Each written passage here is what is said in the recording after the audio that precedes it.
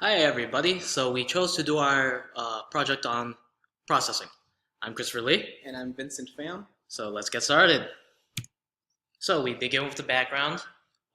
This programming language made by Casey Rias and Benjamin Fry, who happen to be media lab or work at the media lab of MIT. This was made back in 2001. Now, the purpose of this language initially was to help people learn programming through visualizations, through animations, graphs, pictures, etc. All that, cool stuff. Now, the language was built on Java, so we have access to, well, the Java language and all of its libraries, plugins, full access. Now, it's easy to learn this language. One reason, it has a simplified syntax opposed to Java. We have the void setup and void draw, which were initialized as nothing, but as you can see, part of our code here that we set it up for you. And what you're looking at right now is the simplified IDE called Sketchbook. And if you're going into CS362 or been in CS362, it looks similar to the Arduino IDE. And the Arduino IDE was based off of this one. So we will show you some of the coding here from the demo by Vincent. Okay, I'm going to do the demo, and the demo is heavily based on the tutorial by Alexander Miller. He is on YouTube, and if you're ever interested in learning about how to code in processing, check out his channel. Okay, to start off, there's the setup function, which will initialize what the program will start as. So in this case, background, and it will be of color 20, the RGB color of 20, 20, 20, 20. And size, it will be of size 500 by 500. And a draw, which will initialize a stroke color of this RGB value and a stroke size of 5. It will start in the middle, and it will be a point. So let's see what that will look like in the program.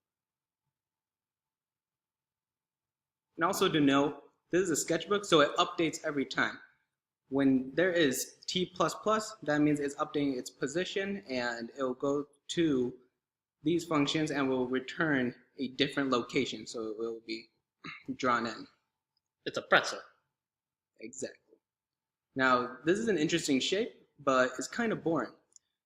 We have another demo to show you, which will show a bit more interesting. Let me comment this one out.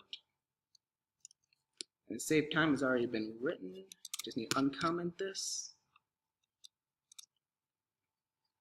Now this demo is the same as before. It initializes a background and it puts it as size. But this time it will have lines instead of points. And it will be 2 sets of 30 lines. And it will be a different shade of this RGB value and this RGB value. And this time there is more functions to determine where the line will be drawn in. It will coincide with the line function, which will have a starting point, and it will draw all the way to an end point. Let's see how that will look like in the program. Whoa. Ooh. Very interesting shape. This could be a good screensaver. And do denote that you can change the color, so if you don't like these colors, just change the RGB values in Stroke. Stroke is responsible for RGB values. All right, enough of that. Now, let me be more specific about the syntax. The special thing about processing is that its function calls to draw these stuff are very simple. It's already built in. All you need to do is call it. Like for instance, all you need to do is call background and put a size, and it will immediately create a window with a background of a color of your choosing. And in draw, you can just call a stroke to make your color, size of your stroke, and you can have it start wherever you want with translate, and you can either have a point, line, shapes like that. So the function's already defined for us. Exactly, it's already built in. You can just use it right away. And with variable declarations, loops, and if statements, same idea as in most programming languages you know.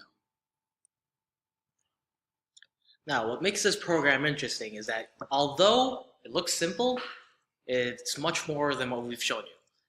Now that